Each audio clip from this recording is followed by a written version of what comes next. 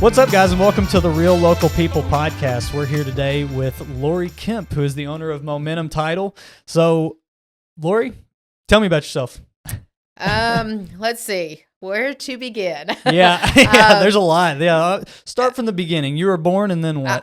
Yes, I was born. I was actually adopted. Yeah. Grew up in northern Kentucky, just outside of Cincinnati. My little interesting fact of being a child up there was my dad worked for the breweries, and so did my grandfather and godfather and uncles, and they all worked at Wiedemann's breweries.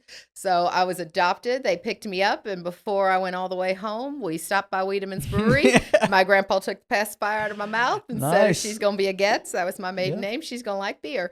So I had my first taste, but Dad actually ended up moving through the breweries up there. Sam Adams eventually bought Hudipole Shaneling, so my dad actually retired from Sam Adams Brewery, the Boston beer made in Cincinnati, Ohio. Wow. So that's really cool. Yeah, so I started up there, grew up there. Okay. And what brought you up here?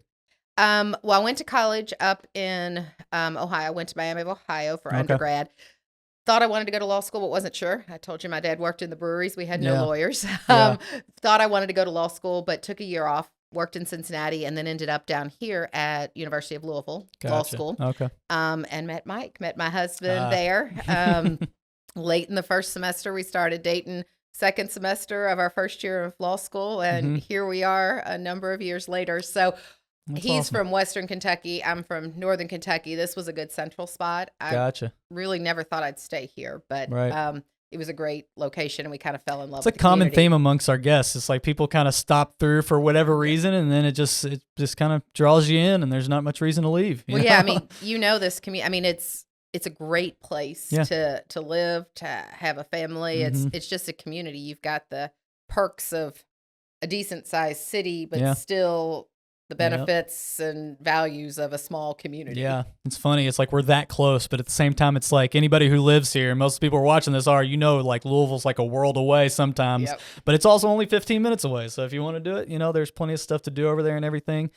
So one of the big reasons we have you on here is because you have Momentum Title, who I use a ton, and I'm sure a lot of people that are watching this are going to be real estate people, and far and away my favorite title company to use. So any chance I get, that's where we're coming. But Tell me a little bit about how you got into that. How did Momentum come to be? Yeah, well, it's a bit of a curvy path for me. It was a more direct path for my husband. Like I said, Mike and I were both lawyers, and we both started at law firms. But pretty quickly, I think Mike realized he's much more of a business guy. Right. And he came home one night, only been married for a year. We'd only been practicing for a couple years, and said, "I'm leaving the firm and I'm going to open up a title company." That quick. And I'm like, "You're going to what?" But that was in 2000. It was a great time, and he had some connections to some lenders, and he went out and did it. And it was originally Kemp Title Agency, and just grew and continued it and really liked it. I stayed on my path within a law firm. I was a partner in a law firm. I did labor and employment litigation, trials, advice, and counsel, did all of that for years. But actually, the building that we're in here is really responsible for me being here and for Momentum being created. Yeah. Craig Eberly bought this building and had this vision. He wanted title and real estate and a lender in it. So he came to Mike and said, "Hey, open up an office there." That's cool. I didn't know that it was originally envisioned to be those three. I knew it always been those three. Various lenders have kind of moved in and out of here, but yeah, that was really Craig's vision at the beginning. Okay. And we didn't want to pass that up, but we also, when we grow, we try to be really intentional and thoughtful. Mike and I take pride in the relationships and the work that we build. So we didn't just want to open it up and not have it really run by us and reflect. Yeah. So I blame it on walking on a beach having cocktails and said, "You know what? Maybe now's the time. Why don't I come in business?" Best ideas are had that way. So I ended up resigning as a partner in the law firm I was in and came into business with Mike. He was wrapping up some other things, so we ended up just rebranding, and we created the Momentum Title. Little tidbit you probably don't know is how we picked Momentum Title. Yeah, no, I didn't know. So we were trying to come up with a name, and when you're creating a business, we're going through all these different names. We intentionally didn't want to just have Kemp just to limit it. We wanted a new name. But there was originally supposed to be a park right back here behind this building called Momentum Park. Oh, and really? Craig was talking about it, and we're going to have this moment. And I'm like, we should be Momentum Title Agency. And we looked, and the name was available. And I'm like, I like that. We'll just keep this momentum going. And sure enough, Momentum was created, and works. And, it's a great name. So so I came over in 2017, and I've been in this office right next door. I go to all of our offices. But this is really kind of the home base. How many different locations are there now? We've got 5 total. Okay. So we've got this one here in Jeffersonville. We've got our New Albany one in Charlestown Road, where Mike usually is, and that was kind of the main one over here till we opened this one. We've got one in Louisville out on Ormsby Station in Louisville. And then our most recent offices, we opened one in Corydon, and we opened up one in Scottsburg. Oh, okay. So those offices, Scottsburg and Corydon, aren't staffed all the time. But we do closings and, can print checks and do everything we need to. So they're fully operational offices. But we've got those. So I hope I know the answer to this question, but I'm going to ask for our viewers, what exactly does a title company do? It's one of those things that's I think it kind of gets hidden in the back of the transaction, because you're working with your lender, you're working with your realtor, and then they're kind of working with the title company. So they might miss a lot of that. What exactly is the service provided there? Yeah. I mean, I think what you're saying is absolutely correct. Very few people know what we do, but we're actually one of the most valuable components to making sure that the transaction is completed and completed properly, that someone's going to get a clean and clear title to property. So, which means that the person that's selling the property really has ownership in it. Right. And that any liens or any other claims that might be against that property are all going to be taken care of and removed, so that these new buyers are going to get free and clear title to this property. And then if they have a lender, their lender's going to be protected by a mortgage. So we start with a title exam, which probably most people don't realize. They think we're just looking at the seller, but we're actually going back a minimum of 30 years. Sometimes we'll go back 100 years. Right. And we're looking at prior owners and the way that the property transferred from one to the next, and making sure it was all done properly. We're making sure if there were prior mortgages or liens, that they've all been released. If there's still mortgages, if the seller has a mortgage or liens, we're getting payoffs. So we're kind of going through, we're working with the lender to make sure all the numbers balance. All the money in a transaction flows through us.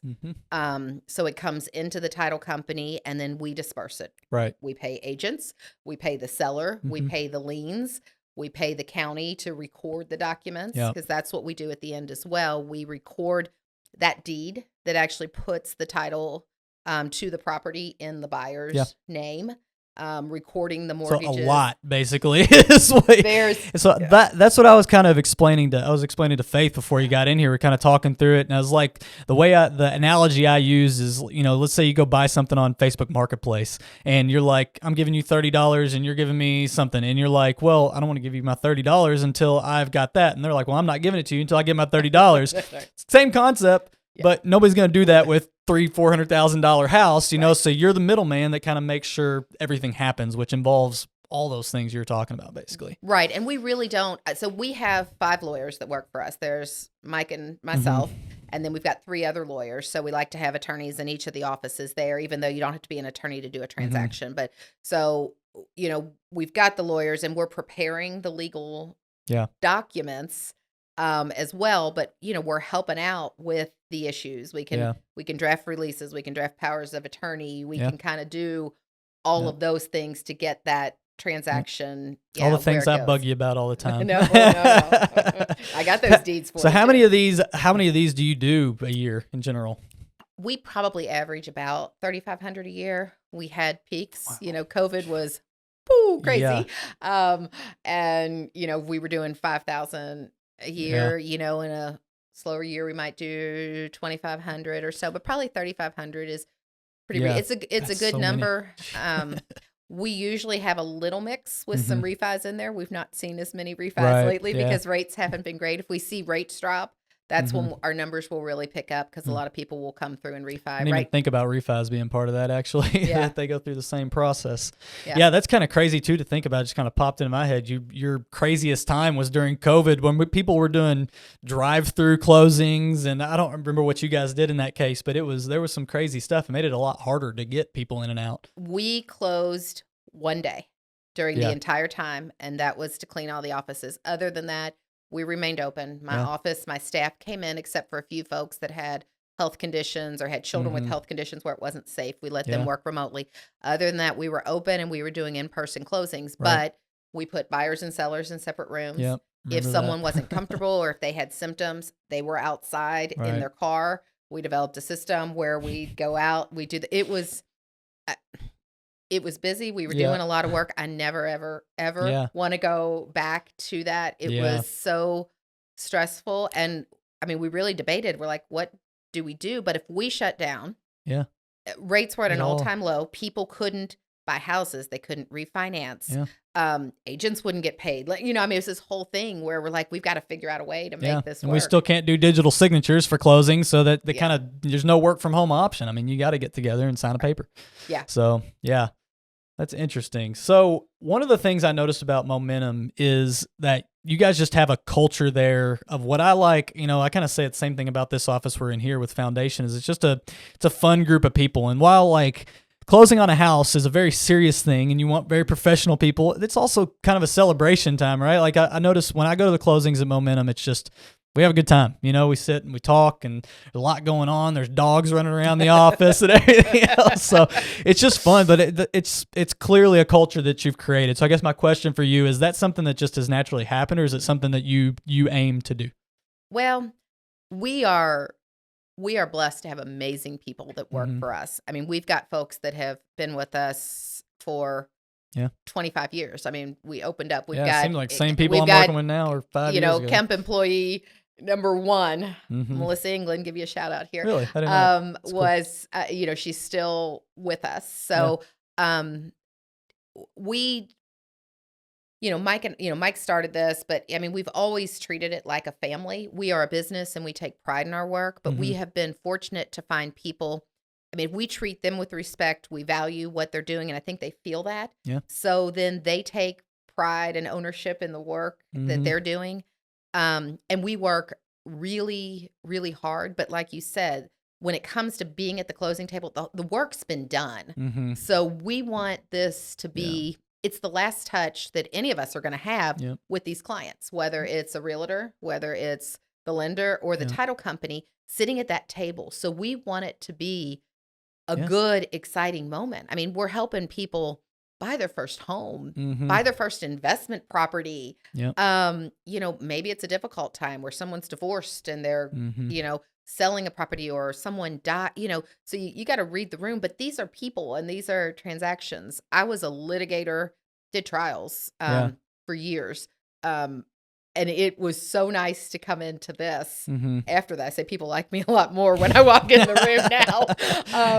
But, to really be doing something, this is impactful in their lives. And I think we try to celebrate that. Yeah. And fortunately, my staff echoes that. Yeah, definitely. No, I totally agree. I think it's like you said, the work's done by that point for the most part. And it's, I think the most important part for the realtor too, and the lender is just to come and get that final touch and to leave people on a good note and get through it smoothly and everything. So want to transition out of Momentum a little bit, and I'm curious, what do you do outside of Momentum? I know one thing you do, which is landlords. I think you own the building that we're in right now doing this. We own a piece of it, not all of it, but yeah, we do own a piece of it with Craig. He still owns the bulk, but yeah, we do that, and we've got other investments and things that we do. I'm really involved in the community.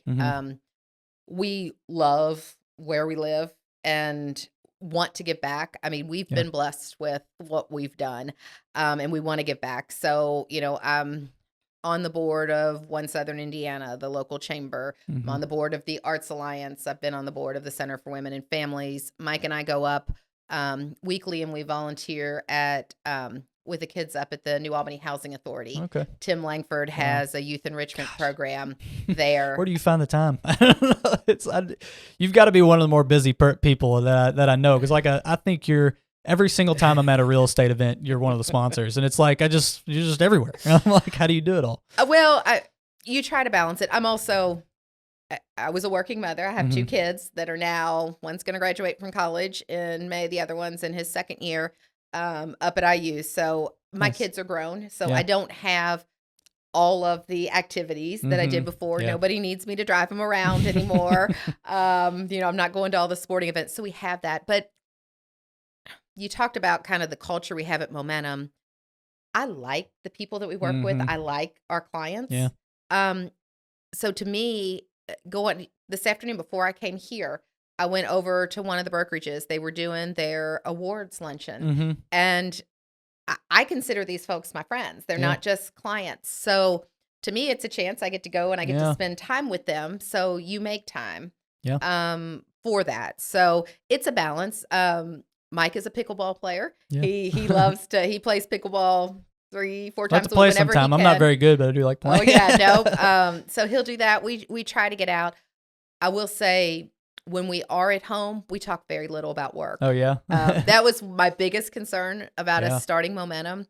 We had been married, at that point for almost 20 years, and I'm like, God, I don't want to mess this up. And, exactly. Work with, live with, everything with a spouse. So we really try. It's one of the reasons we work in 2 different offices. Yeah. And we talk about, the big things if there's something that really needs to, but when we get home, then we try to talk about the other things in life. And we've got great friends. Like I said, we've got the kids, we've got, the dogs and all of that to give a break. That kind of reminded me of another question I was going to ask you, which is, what's your strategy for growth and bringing in business? Is it just do a good job and hope they come back? I mean, where are you marketing on Facebook, or are you just networking, or what's the goal there? It's hard to know how to do it. And unfortunately, I think the marketing piece has changed over time. When it started out, it was just Mike and I, and we were the face, and we built our business by reputation. We switched, and last year we had that BDO, that business, that marketing person that we thought could get out there. And then we realized we're kind of getting away from our brand roots and who we are. So we're never going to throw the biggest parties and give the biggest gifts. Right. But what I hope we will do is provide the best customer service, the best client experience. We try to make ourselves available. So if you as an agent have a question, you're sitting down at a listing and say, I don't know who needs to sign this, or they've got a power of attorney, or they need a power of attorney. We can provide those services and try to build it that way. So it's this balance. We want to support, we want to do client appreciation. We want name recognition and be out there. But I think long-term, for us to get clients and continue the way we have, like I said, for now, it's been, over 25 years. Yeah. I think it's based on the relationships and the customer service. And I hope that continues to be the way we market and drive business, and it's not what's new and shiny. Yeah. No, I like it. I think that's a big thing in our business. I think people like to work with people they like. Yeah. Right. So, I mean, I come back to you guys because I enjoy the closing process, and I like you guys, and I like the people that are working there. So, I think that's huge. I love that answer. Another random question here. How in the world do you remember all the documents that you go through? There must be 1,000 papers that you guys go through. And is it just repetition? Yeah. I mean, there's a lot of paperwork, but the good thing is most loan packages, I will say 80% of the documents are identical in every loan package that we go through, with the exception of changing names and property address and loan amounts. So they're very repetitive. And we do, a lot of closings. And so we're used to being able to do that. I will say that's another thing with closers, and what we try to make our closers understand. There's a fine balance. I never want our closers to just say, sign this, sign this, sign this. Yeah. But I also don't think we need to sit there, and it shouldn't be a 3-hour closing. We don't need to read every line. So I tell all of my closers, you get that loan package ahead of time, you go through it, organize it the way you want, but look at it so there's no surprises and you understand. Gotcha. Okay. Get it ready so when you can sit down at the table, there's less than 10 documents that really need to be explained. Right. You give kind of a high level explanation. And obviously, if someone has a question, or occasionally you get the one that wants to read it all, and we will do whatever makes that person comfortable.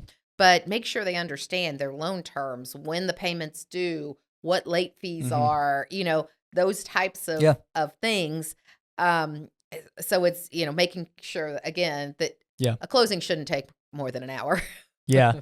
Well, that makes a lot of sense that there's a little bit of prep time before, because I'm sure there's a lot of stuff that you can just memorize. You probably hit the same ones over and over, but there's always going to be new ones from different lenders and stuff. So it would require a little bit of prep. So last thing about Momentum, is there any, like, you aim to open more locations to grow outside of our area anymore, or what's the future of Momentum? Yeah, actually, Mike and I kind of long-term planning, we actually now have become part of a bigger group, Futura Title, which is a Pacific Northwest, very large title company. We're their only agencies that are here.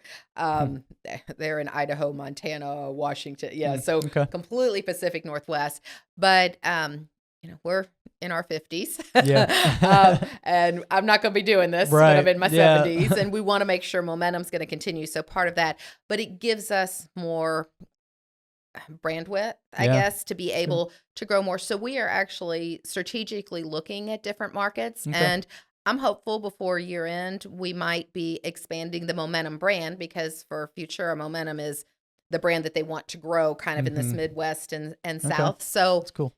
Maybe it's Indy, maybe it's Bowling Green or Nashville. So, we're very strategic about what we do. We wouldn't grow just to grow, but we are looking for similar cultures, quality people within a market that we think could fit with us. And so we're exploring those things. Are the kids coming into the business? My daughter, definitely not. She's never had an interest. She's kinesiology and dietetics. She's going to get her master's degree in nutrition and dietetics. After she graduates this spring. She'll go down to Auburn to get her master's degree. So she's going to be in the health, wellness, nutrition, very different world, medical field. Our son, he's toyed around with law school, but we have not tried to steer them in this direction. Everybody's got to find their own path. Sure. To get there, neither of us envisioned initially title, and I don't want him to fall into it just because it's here. Right. So we'll see where it all goes. He might eventually want to get there, but I kind of want him to explore some other things first. Yeah. Well, that's really cool. Well, one more little pitch for me before we wrap this thing up. We try to give you guys a lot of content about our area and about the people in our area, but we're also real estate agents. So if you're looking to buy, sell, invest in our area, reach out to us however you can, social media, email, carrier pigeon, whatever you come up with. So I'm not hard to find. So reach out to us. Laurie, we thank you so much for coming on with us today. And there we go. Thanks for letting me be here. Yeah.